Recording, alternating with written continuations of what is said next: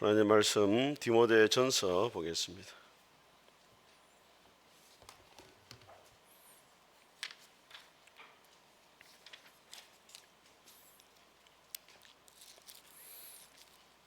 디모데전서 1장 말씀 12절에서 17절까지 한 절씩 교독하겠습니다. 제가 먼저 읽습니다. 337페이지 신약성경. 나를 능하게 하신 그리스도 예수 우리 주께 내가 감사함은 나를 충성되이 여겨 내게 직분을 맡기심이니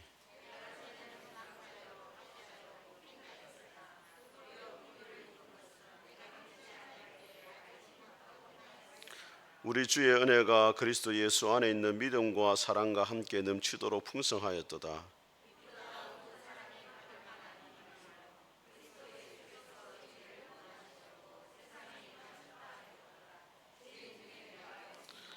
그러나 내가 긍휼을 입은 까닭은 예수 그리스도께서 내게 먼저 일체 오래 참으심을 보이사 후에 주를 믿어 영생 얻는 자들에게 본이 되게 하려 하심이라.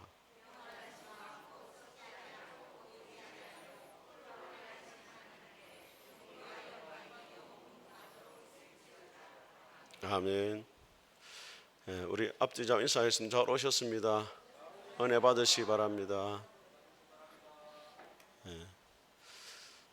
오늘 우리 직분 임명을 다 했는데 오늘 사도 바울은 사실은 과거에는 예수님을 핍박했던 사람입니다. 그런데 오늘 말씀에 보게 되어지면 자신이 사도가 된 것은 두 가지 이유 때문인데, 첫째는 뭐냐면 하나님이 자기를 충성되게 여겨주셨다 그렇게 말하고, 또 하나님이 나를 긍휼히 여겨주셨다 그렇게 이야기를 합니다.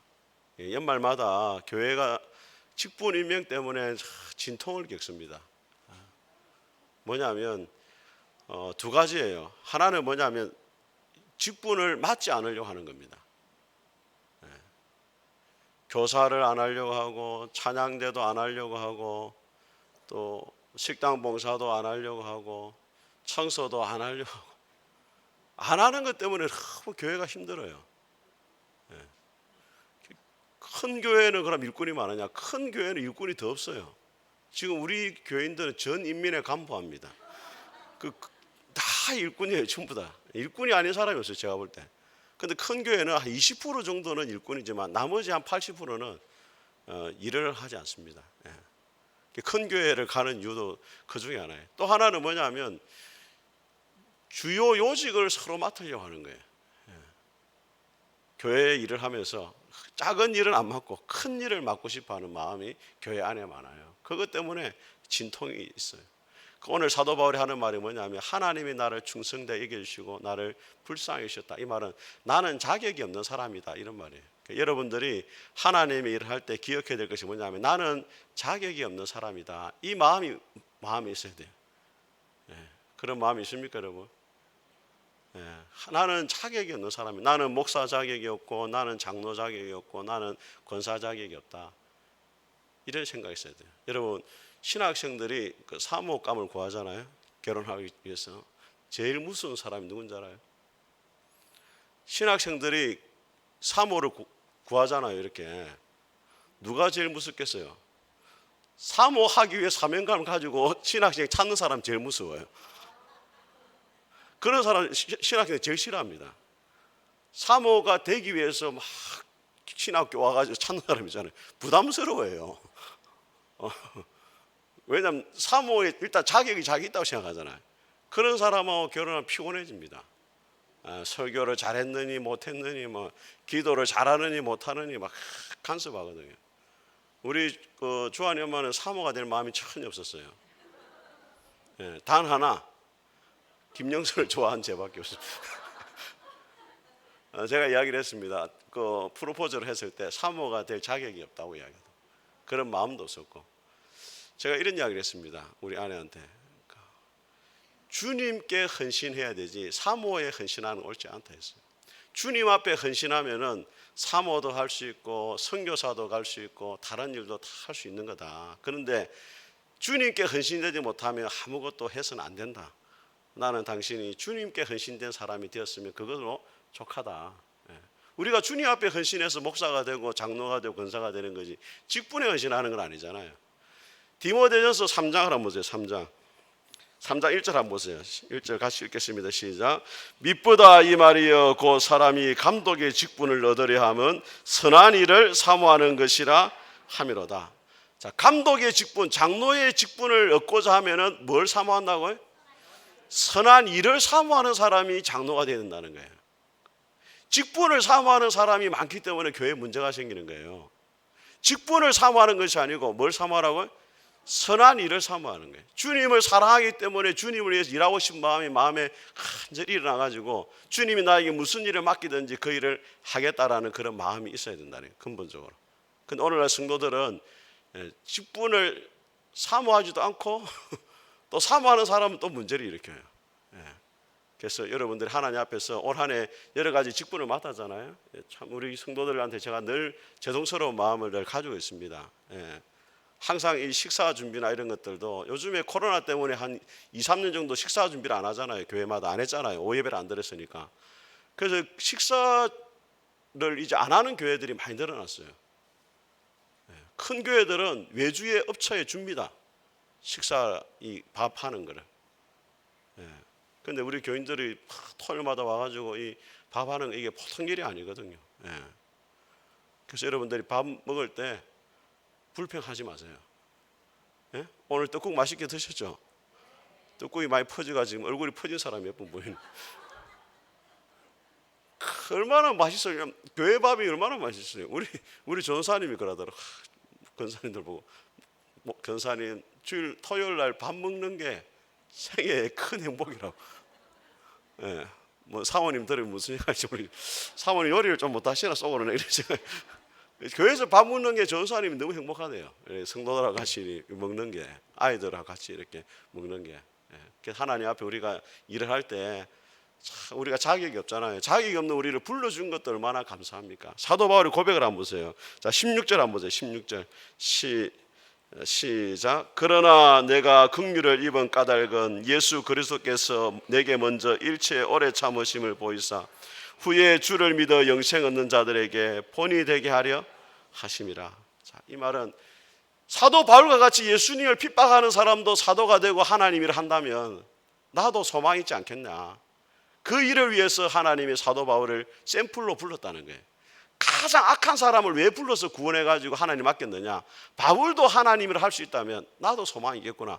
그 샘플로 불러줬다는 게 바울이 이렇게 겸손합니다. 근데 더 놀라운 건 17절입니다. 시작. 영원하신 왕 썩지 아니하고 보이지 아니하고 홀로 하나이신 하나님께 존귀와 영광이 영원무궁하도록 있을지어다. 아멘. 바울이 자신이 사도가 된 것에 대해서 하나님의 긍휼을 입었다 말하고 샘플로 불렀다 말하고 그렇게 말하다 갑자기 뭐라고 고백합니까? 찬송하리로다. 이렇게 찬양을 불러요. 찬양을. 이 은혜가 얼마나 놀라운지 바울이 자기 고백을 하다 갑자기 하나님을 찬양하는 거예요. 하나님 너무 감사합니다. 찬송합니다. 영광 돌립니다. 하나님 내같이 예수님을 핍박하고 스데반을 죽이는 일 앞장서고 교회를 멸절하려고 했던 사람을 불러가지고 하나님이 맡겨주신 거 너무 감사합니다. 여러분들이 하나님 앞에서는 그날까지 그런 마음의 겸손함, 나는 죄인 중에 개소와 같은데 하나님 왜 나를 불러가지고 일을 하나님 일을 하게 하느냐, 그 마음이 있어야 돼요. 여러분, 교회의 일은 다 하나님의 일입니다. 여러분 믿습니까? 교회의 일은 단순히 교회의 일을 하는 게 아니에요. 하나님이 나에게 맡기신 일을 내가 한다. 이 마음이 여러분한테 간절히 있어야 돼요. 목사도 마찬가지. 목사가 단순히 설교를 하고 뭐 신방을 하고 하는 것들이 하나님이 나에게 맡기신 일이다. 이걸 제가 놓치잖아요. 놓치면은 저는 이제 타락한 목사가 되는 겁니다. 자, 한번 보세요. 빌립보서 2장을 한번 보세요. 빌립보서 2장.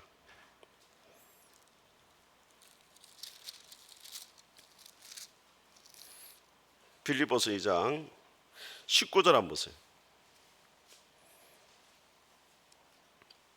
자, 320페이지입니다. 빌립보서 2장 19절. 자, 여러분 먼저 읽어보겠습니다. 시작. 내가 디모데를 속히 너희에게 보내기를 주 안에서 바람은 너희 사정을 알므로 안위를. 자, 디모데에 대해서 바울이 평가를 내립니다. 20절에 이는 뜻을 같이하여 너희 사정을 진실히 생각할 자가 이밖에 내게 없습니다. 디모데 밖에는 나에게 내 마음을 알아주는 사람이 없다는 거예요. 21절 자 같이 읽겠습니다. 시작. 그들이 다 자기 일을 구하고 그리스도 예수의 일을 구하지.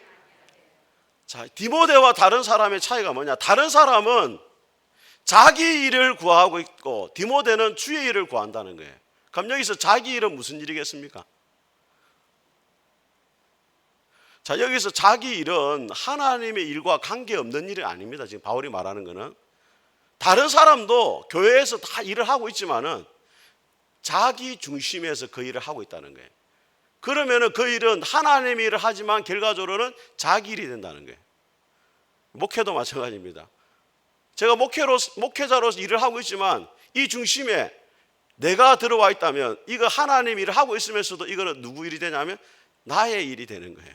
내 개인의 일을 하고 있는 겁니다. 지금 바울이 지금 그걸 지적하는 거예요.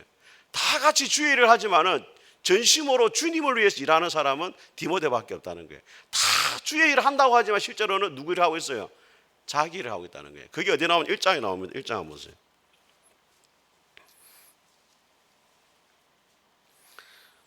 자 12절 한번 보세요. 형제들아 내가 당한 일이 도리어 복음 전파에 진전이 된 줄 너희가 알기를 원하노라. 이러므로 나의 매임이 감옥에 있는 걸 말합니다. 지금 그리스도 안에서 모든 12대 안과 그 밖에 모든 사람에게 나타났으니 형제 중에 다수가 자 나의 매임으로 말미암아 감옥에 있음으로 말미암아 주 안에서 신뢰함으로 겁없이 하나님의 말씀을 더욱 담대히 전하게 되었느니라. 자 바울이 갇힌 것을 보고서 바울이 갇혔으니까 우리가 바울의 목까지 해야 되겠다. 그렇게 일하는 사람이 있다는 거예요.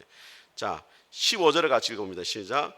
어떤 이들은 투기와 분쟁으로 어떤 이들은 착한 뜻으로 그리스도를 전파하니 이들은 내가 복음을 변증하기 위하여 세우심을 받은 줄 알고 사랑을 하나. 17절 시작. 그들은 나의 매임에 괴로움을 더하게 할 줄로 생각하여 순수하지 못하게 다툼으로 그리스도를. 자, 바울이 지금 감옥에 갇혀 있으니까 바울이 없는 사이에 우리가 복음을 전해가지고 인기를 얻어가지고 사람들에게 인정받아야 되겠다. 이런 시기와 질투로 복음을 전하는 사람이 있다는 말이에요. 그러니까 이 사람들은 복음을 전하고 있지만은 누구 일을 지금 하고 있는 거예요? 자기 일을 하고 있는 거예요. 예. 교회도 마찬가지입니다. 여러분. 교회에서 여러분들이 다 같이 하나님 일을 하지만은 그 중심이 자기 이름을 높이고 자기 일을 드러내고 싶고 사람들에게 인정받고 싶고 그것은 누구 일을 하는 겁니까? 자기 일을 하는 거예요. 사람들이 알아주지 않고 인정해 주지 않고 박수 쳐주지 않고 목사님한테 못한다 국살이 들어도 인내함으로 그 자리를 지키는 건 누구 일을 하는 겁니까? 주의 일을 하는 거예요. 저는 여러분들이 주의 일에 헌신할 수 있기를 주의 이름으로 축복합니다. 자, 우리 사도행전 22장을 한번 보세요. 바울의 고백이 나오면 사도행전 22장. 네.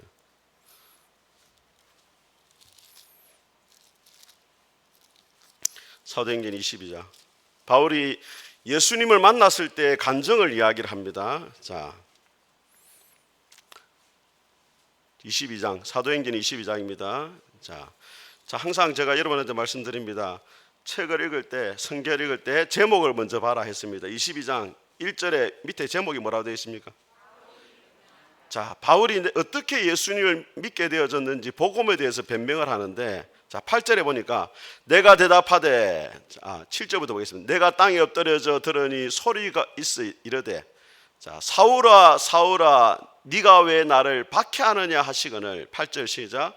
내가 대답하되 주님 누구시니까 하니 이르시되 나는 내가 박해하는 나사렛 예수라 하시더라. 자, 9절에 나와 함께 있는 사람들이 빛을 보면서도 나에게 말씀하신 이의 소리는 듣지 못하더라. 10절 시작. 내가 이르되 주님 무엇을 하리까? 주께서 이르시되 일어나 다메섹으로 들어가라. 내가 내게 할 모든 것을 거기서 누가 이르리라 하시거늘. 자, 여러분 보세요. 바울이 예수님을 만났을 때 두 가지 질문했습니다. 첫째 뭐라고 말했습니까? 주님, 따라합니다. 주님 누구십니까? 여러분이 일생 동안 던져야 될 질문입니다. 여러분이 성경을 읽든지 기도를 하든지 성경을 보면서도 이 성경 가운데 하나님이 어떤 분이신가 여기에 초점을 두고 성경을 읽어야 돼요. 성경을 통해서 하나님을 만나야 됩니다. 단순히 교훈을 얻는 책이 아닙니다. 성경은 여러분. 교훈을 얻는 책은 윤리교과서 보면 돼요. 공자의 논어 보면 되면 논어. 세 사람이 함께 가다 보면 그 중에 서성이 반드시 있느니라. 뭐 이런, 그거는 논어 보면 됩니다. 성경은 교훈을 위한 책이 아니고 누구를 만나야 돼요? 하나님 만나야. 그 성경 읽을 때마다 하나님, 여기 이 말씀에서 하나님은 누구십니까? 자, 두 번째 질문이 뭐예요, 바울이? 따라합니다. 주여, 무엇을 해야 됩니까? 이 질문을 또 던져야 돼요.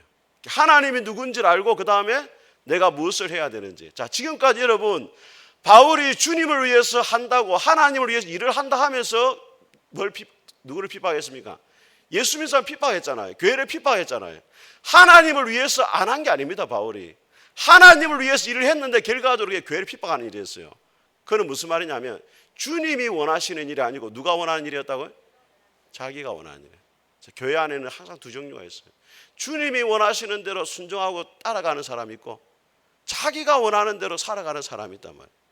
바울이 지금까지는 하나님을 위한다 했는데 실제로는 자기가 일을 하고 자기 일을 했어요. 그래서 주님 만나고 나니까 묻습니다. 주님 누구십니까? 주님 내가 무엇을 해야 됩니까? 주님이 원하시는 게 뭔지를 알고 이제 바울이 그 다음부터는 주님을 위해 살아가기 시작합니다. 올 한 해도 여러분들이 이 두 가지 질문을 잘 기억하고 주님 누구십니까? 주님 내가 무엇을 해야 됩니까? 여기에 대한 답을 여러분들이 찾고 살아갈 수 있기를 주님의 이름으로 축복합니다. 자, 오늘은 재직이 재미난데 이 재직이라는 말을 같이 한번 읽어보겠습니다. 시작. 재직이라는 말은 세상에서는 별로 사용되지 않는 말입니다. 한자로는 모든 재, 임무직으로 표기합니다. 그 의미는 여러 직책, 여러 직원이라는 뜻입니다. 그러므로 재직에는 서리집사, 안수집사, 장로, 권사 그리고 목사를 비롯한 교육자들이 다 포함됩니다. 재직이라는 말 모든 직분을 말하는 겁니다. 자, 하나님이 그러면 직분을 주신 이유가 뭐냐? 에베소서 4장 한번 찾아보겠습니다. 에베소서 4장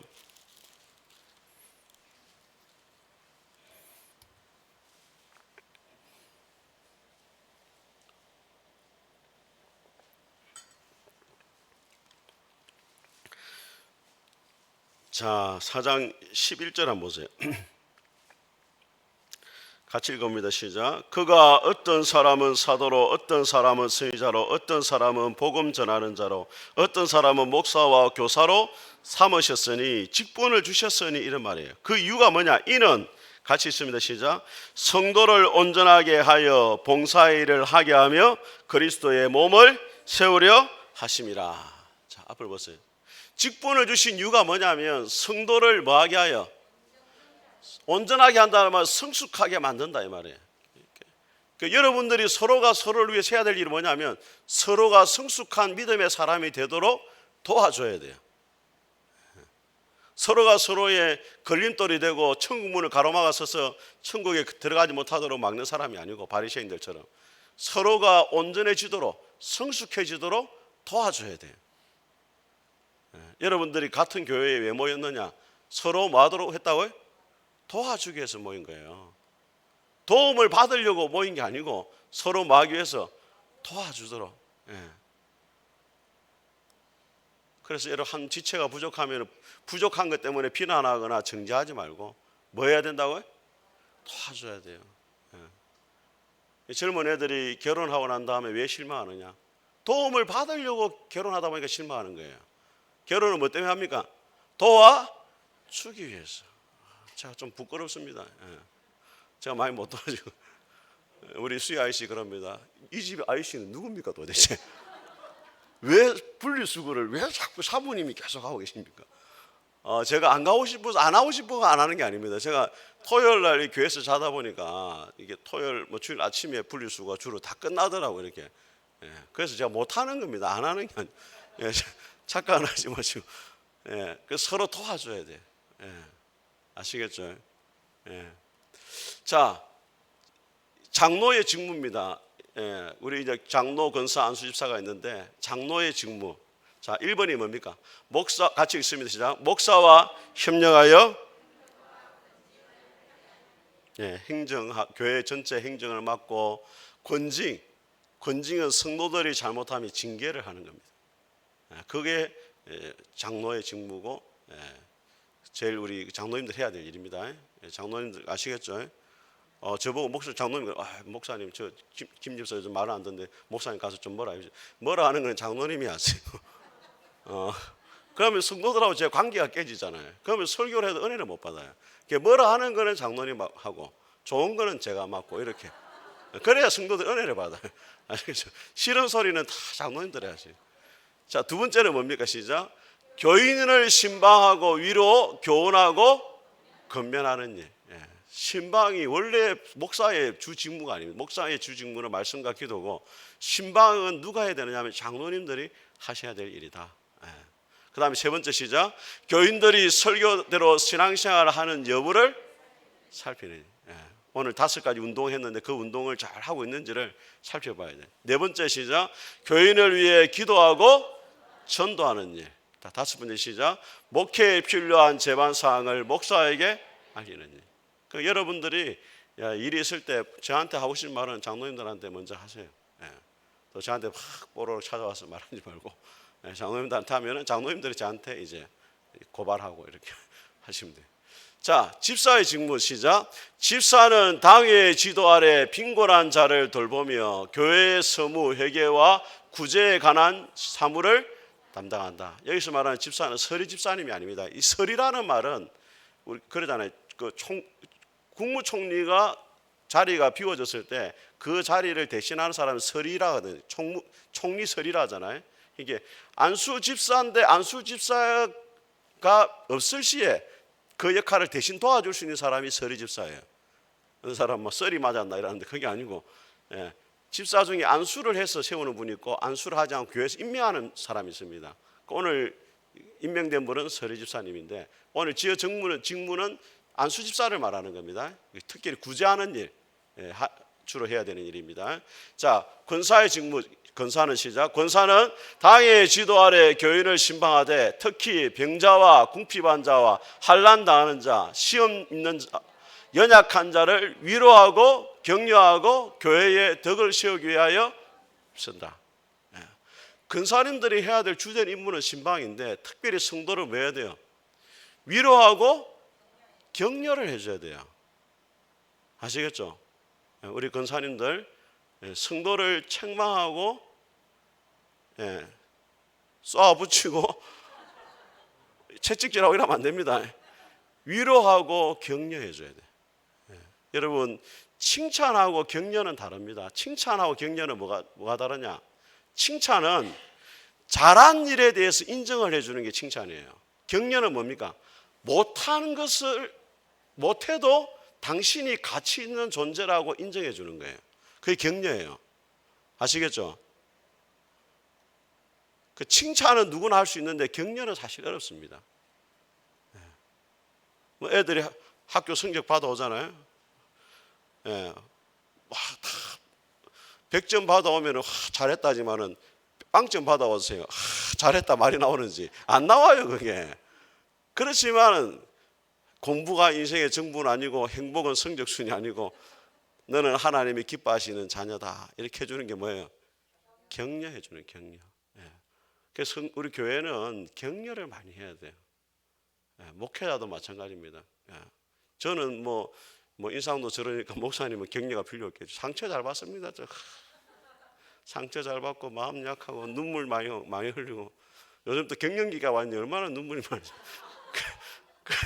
그래 좀 격려해줘요, 격려를. 아시겠죠? 자, 저에 대한 최고의 격려는 하나님 말씀을 잘 듣는 거에 격려예요. 설교 시작했는데 막 자빠져 자고 이러면은 상당히 상처받습니다, 여러분. 말씀을 잘 들어주는 게 격려예요, 격려. 진짜 하나님이 말씀하시는 것 같다는 그런 눈으로 이렇게 탁 쳐다보고, 시작하자마자 졸고 이러면 상처 많이 받습니다. 자, 교인의 직무입니다. 시작. 교인은 공예배와 수요 기도에 참여, 헌금, 전도, 봉사, 교회의 치리에 복종할 의무를 가진다. 자, 우리 오늘날 교회가 왜 약화됐냐면, 사실 모든 이 단체에는 회원 가입을 해야 됩니다. 회원 가입. 그죠? 회원의 자격들이 쫙 있어요. 제가 얼마 전에 제가 코로나 이후로 운동을 잘 못해가지고 몸이 안 그래도 싫었는데 더 싫어졌어요. 그래가지고 탁구를 치려고 저기 한마음 탁구 클럽에 가입을 하려고 갔어요. 한 달에 6만 원이면 된다 하길래. 다른 클럽은 막 레슨도 받아야 되고 막 돈도 많이 들고 안 되니까.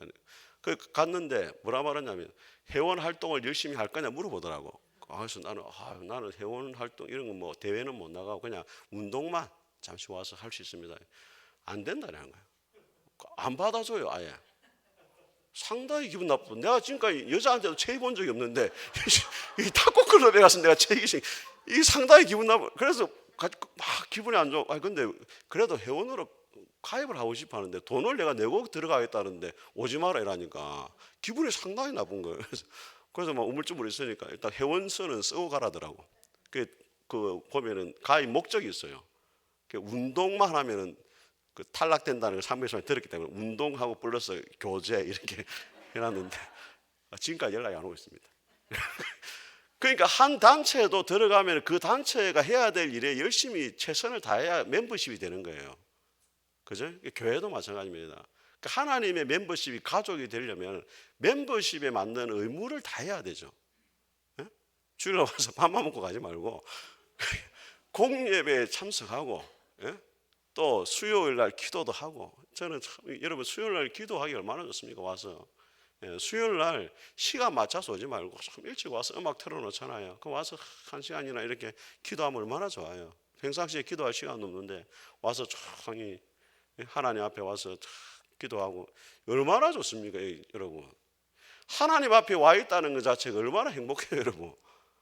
그걸 여러분들이 모르니까 막 한 날 시간 맞춰서 막 5분 전에 와가지고 막 헐레벌떡 와가지고 마침 집 빨리 가버리고 그렇게 하지 말고 좀 일찍 와가지고 기도도 좀 해보고 그런 마음을 가지고 우리가 살아야지 하나님 앞에. 그래서 제가 말씀드린 유대인들에게는 해당 법칙이 있다잖아요. 유대인들 해당이 갈 때는 빨리 가고 올 때는 뭐하라? 천천히 가라는 유대인들 해당 법칙이 왜? 갈 때는 하나님 만나러 가니까 빨리 가고 해당에 갈 때는 집에 갈 때는 하나님이 서운해하니까 조금 천천히 가고 이게 유대인들의 해당 법칙이에요. 우리 교인들은 반대로 하잖아요. 올 때 천천히 갈 때 빨리 가고 하나님이 볼 때 이게 저기 뭐하러 왔노 저기 내 보기에 저리 실라 이렇게 생각할 수 있단 말이에요. 예? 사랑하는 사람 만나는데 조금 일찍 와서 기다리면 얼마나 좋아요. 설레이고. 자, 재직의 생활입니다. 재직의 생활 5가지입니다. 6가지. 첫째 뭐라고요? 예배 생활. 자, 오늘 말씀드렸잖아요. 그죠? 예. 자, 우리 한번 보겠습니다. 누가복음 10장 한번 보겠습니다.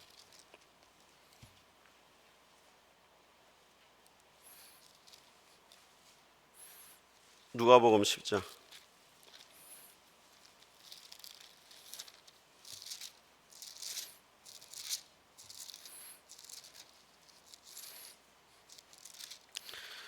(10장) 38절 한번 보세요. 자, 38절부터 42절까지 한 절씩 교독합니다. 그들이 길 갈 때 예수께서 한 마을에 들어가심에 마르다라 이름하는 한 여자가 자기 집으로 영접하더라.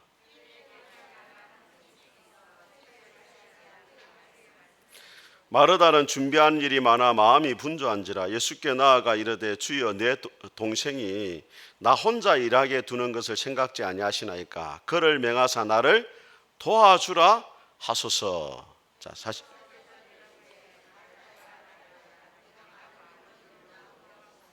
42절 시작. 몇 가지만 하든지 혹은 한 가지만이라도 족하니라. 마리아는 이 좋은 편을 택하였으니 빼앗기지 아니하리라 하십니다. 자, 이거 마르다와 마리아가 나오잖아요. 마르다는 언니고 마리아는 동생인데 예수님이 오니까 마르다는 항상 뭘 합니까? 일을 해요. 일을. 주님을 위해서 접대를 해야 되잖아요. 근데 마리아는 눈치가 없어요. 언니가 일을 하든지 말든지 어디 뭐 합니까 지금? 예수님의 말씀을 듣잖아요. 그게 마르다가 불평하잖아. 예수님 지금 반찬 좀 만들게. 밥은 준비가 되는데 내가 국도 끓여야 되는데 마리아 보고 반찬 좀 만들어 하세요. 그렇게 예수님이 말하냐면 마리아가 더 좋은 편을 택했다는 거예요.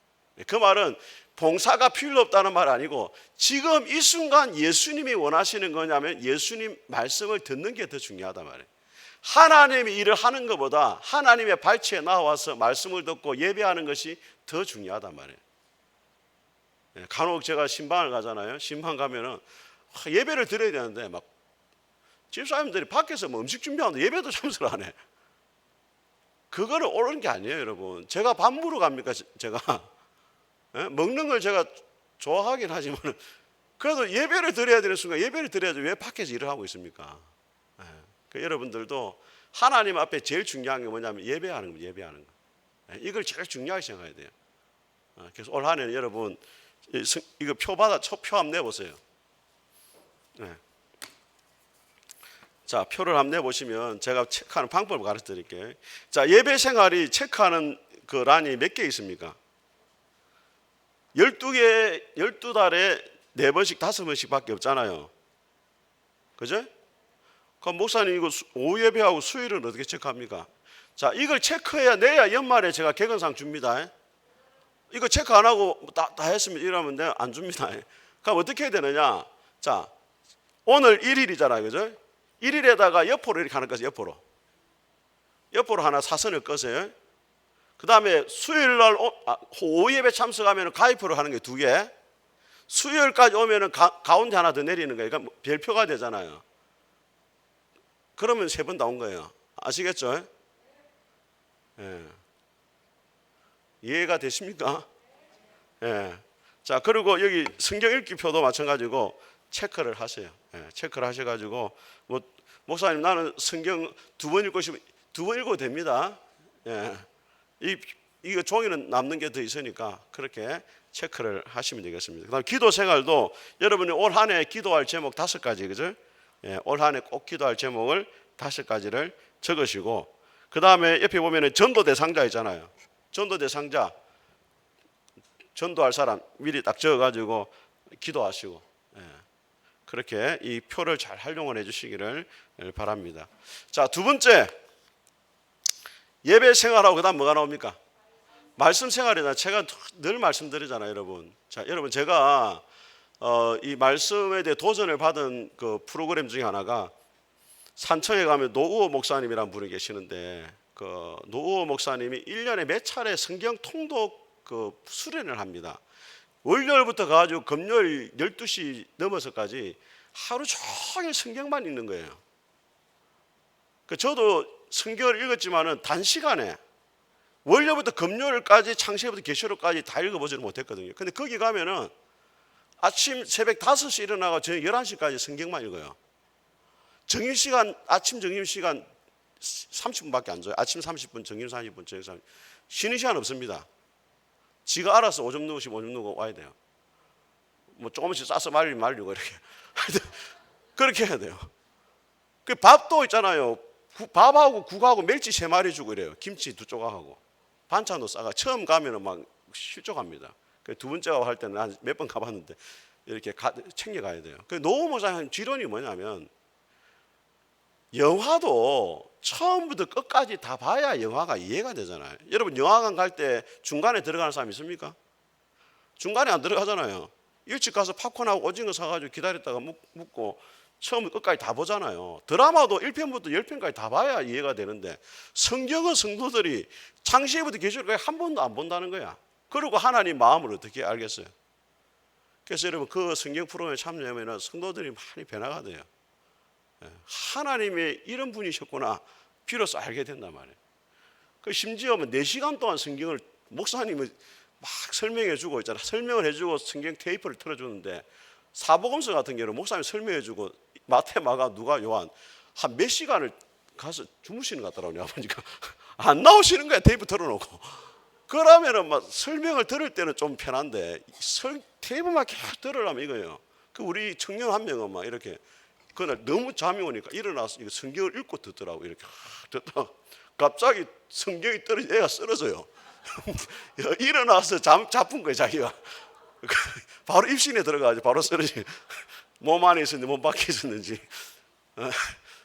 그래 참 좋은 경험인데 여러분이 기회가 되면 꼭 저도 교회에서라도 한번 이걸 저녁에라도 한번 이걸 해봐야 되나 이런 생각이 들기도 합니다. 그래서 하여튼 성경을 처음 끝까지 올 한 해는 내가 무슨 수를 써서라도 창세기부터 계시록까지. 그런데 이제 성경 읽다 보면 조금 고비가 찾아옵니다. 출애굽기에 들어가 출애굽 못하고 끝내는 분이 계시고 레위기로 넘어가면 짐승 태우는 제사가 많이 나와요. 제사 태우는 냄새에 질려가지고 그것도 실족하고 에이씨 마태복음 가다 애 놓다가 또 힘들어가지고 그만두는 분 있는데 하여튼 고비만 잘 넘기면 됩니다. 자, 세 번째가 뭡니까? 재직의 기도 생활. 사무엘상 12장 한번 보겠습니다. 사무엘상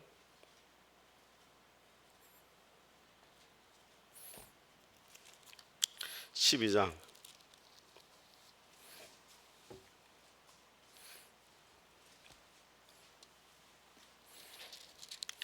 12장 같이 읽습니다. 23절 시작. 나는 너희를 위하여 기도하기를 쉬는 죄를 여호와 앞에 결단코 범하지 아니하고 선하고 의로운 길을 너희에게 가르칠 것인즉. 여러분, 기도하기를 쉬는 것을 뭐라고 말합니까? 죄라고 말하잖아요. 죄. 우리가 죄를 이야기할 때 흔히 이렇게 생각하면 성도들은 하나님이 금하신 것을 하는 것만 죄라고 생각해요. 금하신 것, 뭐 살인하지 말라, 간음하지 말라, 도둑질하지 말라, 하나님이 금한 것을 넘어서면 죄라고 생각하는데 성경은 뭐라고 말하냐면 선을 행할 줄 알고도 행치 않으면 죄다 이렇게 말해요. 그러니까 마땅히 해야 될 것을 하지 않는 것도 뭐가 되냐면 죄가 되는 거예요. 사랑하지 않는 것도 뭐가 됩니까? 죄가 됩니다. 용서하지 않는 것도 뭐가 돼요? 죄예요, 죄. 다른 사람을 미워하는 것만 죄가 아니고 사랑하지 않는 것도 죄가 된다니까. 그 기도하지 않는 것도 뭐가 됩니까? 죄입니다, 죄. 우리 다니엘 기도회 이번에 참석했지만은 그 우리 무슨 목사님? 화려하지 않, 그 누구예요? 손경민 목사님. 너무나는 감동받았어요. 그 어머니가 일찍 가부가 돼가지고 자녀를 위해서 눈물로 그 뭡니까 집에 누워 있으면 엄마가 와가지고 새벽에 눈물 흘리면서 기도해주고. 여러분 자녀들 위해서 좀 그렇게 해보세요. 우리 다 컸지만은 청년들이지만 그래도 자고 있을 때 손 얹고 기도하고 눈물 안 흘리면 막 물이라도 몇 방울 떨어뜨리면서 그러면서 이 자식이 잘 되기 원합니다. 하나님 잘 믿기 원합니다. 보세요. 그 빗나갈 자식이 누가 있습니까, 여러분? 송경민 목사님이 어릴 때 초등학교 4학년 때부터 아르바이트하고 엄마 도와준다고 그랬는데 엄마가 기도해 주니까 결국에 돌아오잖아요. 돌아오는 게 아니고 잘 되잖아요. 지금 우리나라에서 제일 인기 많은 그 작곡가 아닙니까? 그리고 또 목회자가 됐잖아요. 그래서 여러분들이 교회를 위해서 기도하시고 또 누구를 위해서? 자녀를 위해 기도하고 특히 여러분들 목회자를 위해서 기도를 많이 해야 돼요. 아시겠죠? 여러분 저는 사실 우리 자녀들을 위해서 기도를 많이 못해요. 솔직하게. 왜냐하면 성도들하고 기도 다 그러면은 별 기도할 그 생각도 안 솔직히 지쳐가지고 그냥 우리 애들은 뭐 거의 기도 잘 못합니다. 솔직하게. 많이 못해줘요. 그 여러분들도 기도 제목 안에 여러분들 기도만 하면 안 돼. 그건 너무 좀 닭 같은 기도 있잖아요. 닭은 항상 지 앞에 있는 모이만 쪼면 이렇게 독수리가 집 위로 날아가지고 창고를 보면 전체를 보면서 이렇게 해야지. 닭이 돼가지고 자기 집에 것만 막 기도하다가 가버리고 아버지 교회를 부탁합니다. 가버리고 그렇게 하지 말고 좀 기도의 지경을 좀 넓히세요. 좀. 목사님 나는 기도를 하면 5분도 못하게 지기도 말고 5분도 못하지. 여기 그 기도 중에 그 원심 기도가 있어요. 이게 돌을 물에 떨어뜨리면 파동이 일어나잖아요. 처음에 자기로 기도, 그다음 가정, 그 다음에 교회, 그 다음에 나라 민족, 그 세계 선교 이렇게 처음부터 이렇게 늘려가시라고 이렇게. 아시겠죠? 이 기도의 지경을 이렇게 쫙 늘리라고. 저는 우리 성도들 어제 또 토요일 날 기도하면서 여기서부터 이거 다 앉는 자리에 정해져 있거든. 그러니까 이게 손순자 이사님부터 오늘 예배 시간 은혜 받을 수 있도록 이렇게 다 기도한단 말이에요, 여러분. 얼굴을 떠올리면서. 중간에 뭐 한 번씩 쓰러지기도 하지만 그래도 하여튼 앞자리 앉는 게 복이 있는 거예요. 앞자리는 잘 안 잊어먹고 안 쓰러져요. 내가 한번 졸거든요. 그러니까 중간에 가다 졸아보면 그 지나가 버리는 그러니까 앞자리에 앉으시고 그래 이렇게 다 이렇게 기도하면서 이렇게 한단 말이에요. 자, 그 다음에 뭡니까?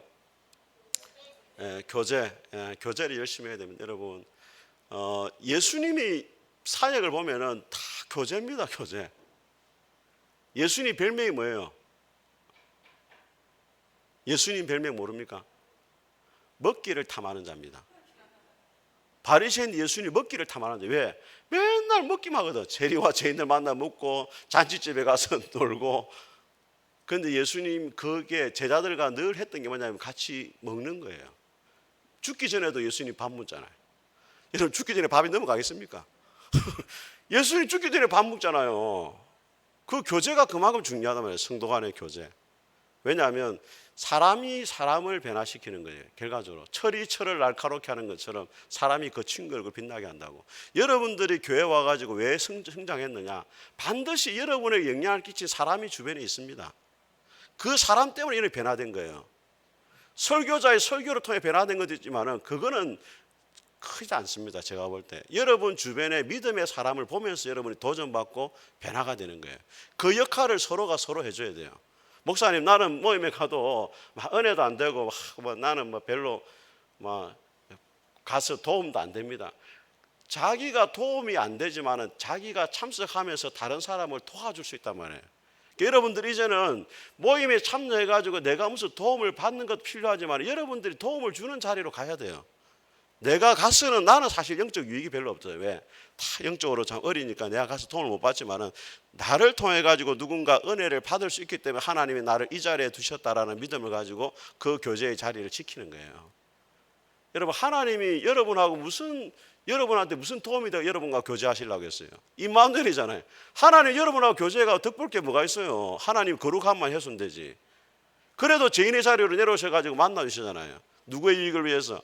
여러분이 영적으로 자라도록 하기 위해서 하나님이 그 영광 보좌를 버리고 인간의 몸으로 오셔가지고 같이 밥도 먹어주고 세리와 죄인의 친구도 돼주고 그렇게 하신 거 아니에요. 그것처럼 여러분이 어떤 자리에 있든지 다른 사람에게 도움을 주는 자리로 내려오는 거, 그게 교제입니다. 교제. 예. 자, 5번째는 뭡니까? 재직의 헌금생활. 예. 제가 1년에 헌금 설교를 거의 안 합니다. 이때 한 번 정도 합니다. 오해하지 마세요. 김영선 목사님 헌금 너무 강조하신다. 저를 15년 동안 지켜보신 분은 알 겁니다. 헌금 설교를 얼마나 안 하는지. 예. 자, 우리 한번 보겠습니다. 고린도후서 8장 한번 보겠습니다. 고린도후서 8장.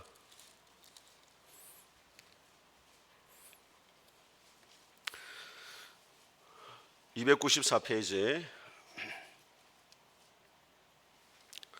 자, 1절에 보시면 형제들아 하나님께서 마게도냐 교회들에게 주신 은혜를 우리가 너희에게 알리노니 2절 시작. 환난의 많은 시련 가운데서 그들의 넘치는 기쁨과 극심한 가난이 그들의 풍성한 연보를 넘치도록 하게 하였느니라. 자, 마게도냐 교인들은 지금 형편이 어떻습니까? 환난의 많은 시련이 있고 극심한 가난 가운데 있는데도 풍성한 뭘 했다고요? 연보를 했다는 거예요. 3절입니다. 시작. 내가 증언하노니 그들의 힘들어할 뿐 아니라 힘에 지나도록 자원을 했단 말이에요. 자, 그 이유가 뭐냐면 5절에 나옵니다. 시작. 우리가 바라던 것뿐만 아니라 그들이 먼저 자신을 주께 드리고 또 하나님의 뜻을 따라 우리에게 주었도다. 예. 헌금이라는 것은 자기를 드리는 거예요. 자기를. 지금은 우리가 저 헌금함을 만들어 가지고 오면서 넣잖아요. 근데 이전에 제가 이제 그 지난 작년에 5월달에 이제 목회 고신대학원 졸업 20주년을 해가지고 우리 동기들이 한 5,500만 원을 만들어 가지고 고려신학대학원에 헌금하러 갔는데 그때 이제 송기름 목사님이 이제 세미나를 했습니다. 세미나를 했는데 그때 하신 말씀이 본인 교회는 아이들이 이 연보 주머니를 돌린다는 거예요. 아이들이. 근데 애들이 재밌는 게 있잖아요. 헌금 안 내놓으면 안 간대요. 그 앞에서 가지고. 그러니까 성도들이 당황하는 거예요. 빨리 돌려야 되는데 애들이 안 가고 있는 거예요. 예. 옛날에 어느 교회에서는 아이가 헌금이 없었어요. 그 연보 주머니가 막 돌아오니까 그 안에 자기가 들어갔어요. 하나님 헌금을 안 먹지만 내가 내 자신을 주님 앞에 드립니다 가지고 그 주머니에 들어간 거예요. 우리 헌금함을 좀 크게 만들어나가 싶어요. 다음에 그래서 헌금 없는 분은 그 안에 들어가서 좀 헌금위원이 들고 이렇게 올 수 있도록. 헌금을 자신은 주님 앞에 드리는 겁니다. 우리 9장도 한번 해서 9장. 9장 한번 보시면 7절입니다. 7절. 7절 우리 6절부터 한번 읽어보겠습니다. 시작. 이것이 곧 적게 심는 자는 적게 거두고 많이 심는 자는 많이 거둔다 하는, 심은 대로 헌금은 거둔다는 겁니다. 자, 7절에 시작. 각각 그 마음에 정한 대로 할 것이요 인색함으로 억지로 하지 말지니 하나님은 절개내는 자를 사랑하시느니라. 자, 10절 시작. 심는 자에게 씨와 먹을 양식을 주시는 이가 너희 심을 것을 주사 풍성하게 하시고 너희의 열매를 더하게 하시리니. 자, 여러분, 헌금의 원칙은 뭐냐면 각각 그 마음에 마음 대로 정해서 하라는 거예요. 여러분, 주변의 사람이 얼마나 헌금하느냐 이게 신경 쓸 필요가 없습니다. 뭐 경쟁하듯이 뭐 헌금할 필요 없어요. 헌금은 경매가 아닙니다, 여러분. 어느 사람은 여기서 500원, 500원, 550원 뭐 많이 그렇게 할 필요 없어요. 마음에 탁 정하면 자신의 행편을 따라서 하세요. 그리고 그는 대신에 인색함으로나 억지로 하지 말고 어떻게 하면 기쁜 마음으로 주님 앞에 드리는 거예요. 아시겠죠? 자, 6번 마지막입니다. 재직의 무슨 생활? 15장 누가복음 15장 한번 보겠습니다.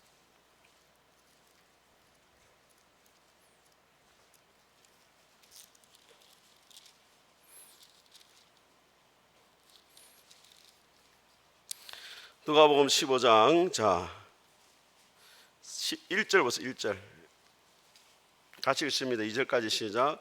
모든 세리와 죄인들이 말씀을 들으러 가까이 나오니 바리새인과 서기관들이 수군거려 이르되 이 사람이 죄인을 영접하고 음식을 같이 또 보세요. 예수님이 먹는 이야기 나오잖아요. 이 바리새인들이 세리와 죄인들은 창녀들이라 이런 사람을 말합니다. 같이 어울리니까 수군거리는 거예요. 그러니까 3절에 비유로 설명합니다. 예수께서 그들에게 비유로 이르시되 너희 중에 어떤 사람이 양 100마리가 있는데 그 중에 하나를 잃으면 99마리를 들여 두고 그 잃은 것을 자 같이 있으면 시작. 찾아내기까지 찾아다니지 아니하겠느냐. 5절에 또 찾아낸 적 즐거워 어깨에 메고 집에 와서 그 벗과 이웃을 불러 모으고 말하되 나와 함께 즐기자. 나의 잃은 양을 찾아내었노라 하리라. 7절 내가 너희에게 이르노니 이와 같이 죄인 한 사람이 회개하면 하늘에서는 회개할 것이 없는 의인 99으로 말미암아 기뻐하는 것보다 더하리라. 자, 여기서 잃어버린 양은 누구를 말하는 겁니까, 여러분? 자, 여러분 성경 읽을 때 제가 늘 말씀드리잖아요. 항상 그 성경 앞뒤의 문맥을 봐야 되는데 오늘 15장 1절에 뭐라 했습니까? 모든 세리와 죄인들이 말씀을 들으러 예수님께 나와왔는데 누가 비난합니까? 바리새인과 서기관들이 예수님 비난하잖아요. 왜 저 죄인들하고 같이 가느냐고. 그런데 오늘 예수님은 잃어버린 양의 비유를 통해 가지고 세리와 죄인이 하나님이 찾기를 원하시는 잃어버린 뭐다? 양이라는 것을 말해주고.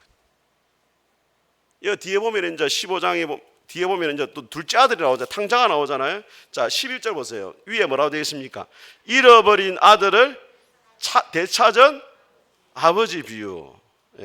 자, 22절 읽어봅니다. 22절 시작. 아버지는 종들에게 이르되 죄인 옷을 내어다가 입히고 손에 가락지를 끼우고 발에 신을 신기라. 그리고 살찐 송아지를 끌어다가 잡으라. 우리가 먹고 즐기자. 24절 이 내 아들은 죽었다가 다시 살아났으며 내가 잃었다가 다시 얻었노라 하니 그들이.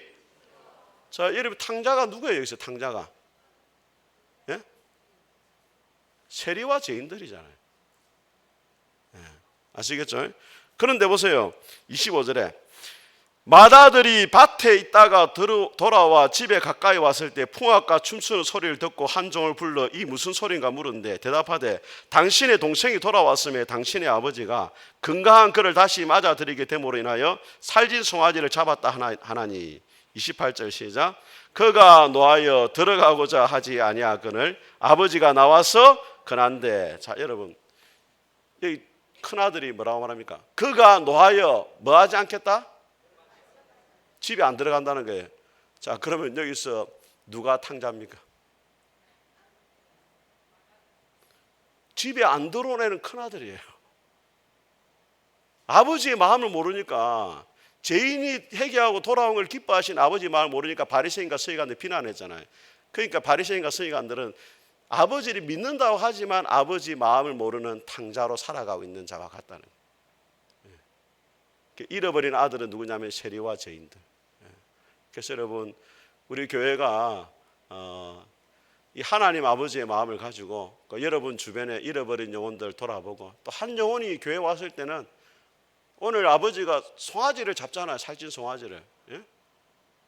그래서 회개하고 돌아올 때 그 영혼을 우리가 귀하게 여기고 잘 섬기는 그런 은혜가 있기를 주님의 이름으로 축복합니다. 우리 같이 한번 찬송하겠습니다.